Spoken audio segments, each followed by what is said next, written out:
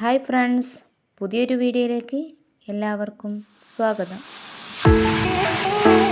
അജ്ബ ഭാഗം 2. വാതിൽ തുറന്ന് വന്ന ആളെ കണ്ടതും ഇതാരാന്ന മട്ടിൽ ഞാനും നന്ദിച്ചു നിന്നു. നല്ല ഹിജാബിട്ട മൊഞ്ചത്തി. അവളാണെങ്കിൽ ഒരു കൂസലുമില്ലാതെ എൻ്റെ ഓപ്പോസിറ്റ് ചെയറിൽ വന്നിരുന്നു. ഞാനും യാന്ത്രികമായി ചെയറിലേക്കിരുന്നു. അവളൊന്നെന്നെ ഒഴിഞ്ഞു നോക്കി. എൻ്റെ അന്തവും കുന്തവും ഇല്ലാത്ത ഇരുത്തം കണ്ട് കുലുങ്ങി കുലുങ്ങി ചിരിക്കാൻ തുടങ്ങി. ചിരിച്ച് ഓക്ക് ശ്വാസം വരെ കിട്ടാതായി. അതുവരെ അവളെ നോക്കിയിരുന്ന എനിക്ക് കാലു മുതൽ തലവരെ പെരുത്തങ്ങോട്ട് കയറി. എണീക്കടി. ആരാടി നീ? ഇവിടെ ഇരുന്നിങ്ങനെ കിണിക്കാൻ ഞാനെന്താ വല്ല സർക്കസും കാണിച്ചോ? എൻ്റെ ചോദ്യം കേട്ടതോടെ അവൾ ഞെട്ടി ചിരി നിർത്തി. അവളെ ഹിജാബ് മാറ്റി. എൻ്റെ മുന്നിലിരിക്കുന്ന ആളെ കണ്ട് പരിസരം മറന്ന് ഞാൻ കൈ പൊന്തിച്ചതും ഷാ മോനെ വേണ്ട. മുന്നിലിരുന്ന ആയിഷയുടെ മുഖത്തു നോക്കി പൊന്തിച്ച കൈ മുഷ്ടി ചുരുട്ടി ടേബിളിൽ ശക്തിയായി ഇടിച്ചു. അത് കണ്ട് അവൾ പേടിച്ചിരുന്നിടത്തു നിന്ന് എണീറ്റു.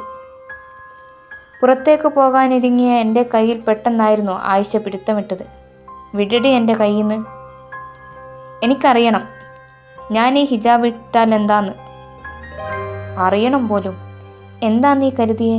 നിനക്കൊക്കെ പ്രച്ഛന്ന വേഷം കെട്ടി നടക്കാനുള്ളതാണ് ഈ വസ്ത്രമെന്നോ? എന്നാ കേട്ടോ, ഇത് വെറും ഷോയ്ക്കിട്ട് വരുന്നവരല്ല. ഇതിനെ ജീവനോളം ചേർത്ത് പിടിക്കുന്നവരാ ഇത് ഉപയോഗിക്കുന്നത്. അത് നീ പറഞ്ഞ പോലെ മൂടിക്കെട്ടലല്ല, അത് പെണ്ണിൻ്റെ അഭിമാനമാണ്. ഹിജാബിലും പർദ്ദയിലും പെണ്ണനുഭവിക്കുന്നത് സ്വാതന്ത്ര്യമില്ലായ്മയല്ല, മറിച്ച് ആത്മാഭിമാനത്തിൻ്റെ കവചമാണ്. ഇതൊന്നും നിന്നെപ്പോലത്തെ ജീനും ടോപ്പും ഇട്ട് നടക്കുന്നവർക്ക് പറഞ്ഞാൽ മനസ്സിലാവില്ല. നിങ്ങളൊക്കെ ഈ വസ്ത്രത്തെ പരിഹസിച്ചിട്ടല്ലേ ഉള്ളൂ. എന്നിട്ടെന്തായി? കോവിഡ് ലോകം മൊത്തം പരന്നപ്പോൾ നിന്നെപ്പോലുള്ളവരും മാസ്ക് വെച്ച് മോന്തേ മറച്ചല്ലേ നടക്കുന്നത്. ഹിജാബ് ഇടുന്നവർക്ക് അതിൻ്റെ ആവശ്യം വന്നില്ല. മാത്രമല്ല 2 വർഷം തികയുമ്പോഴേക്കും മാസ്കും വില്ലനായില്ലേ. മാസ്കിലൂടെ ഉണ്ടാകുന്ന പുതിയ രോഗം ബ്ലാക്ക് ഫംഗസ്.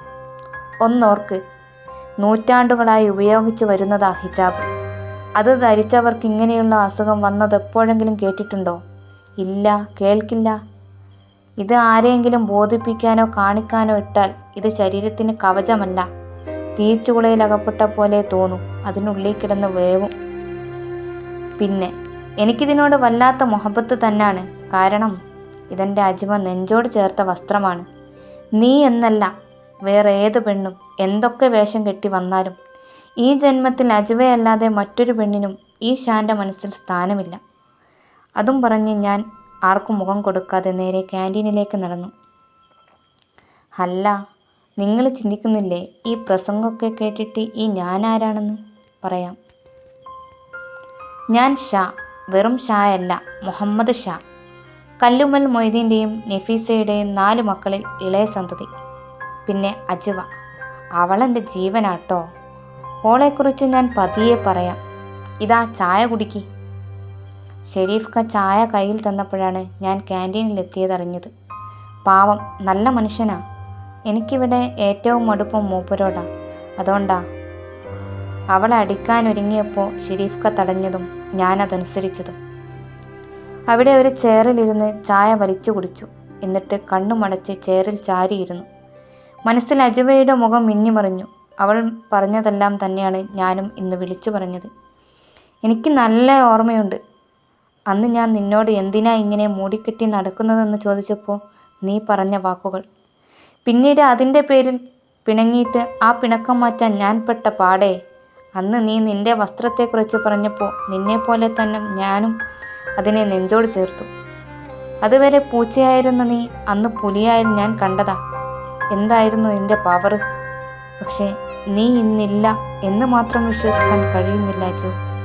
മിഴികൾ നിറഞ്ഞ് കവിളിലേക്കൊഴുകുമ്പോൾ പെട്ടെന്നായിരുന്നു ആരോ എൻ്റെ ഷോൾഡറിൽ പിടിച്ചത്. കഥ തുടരും.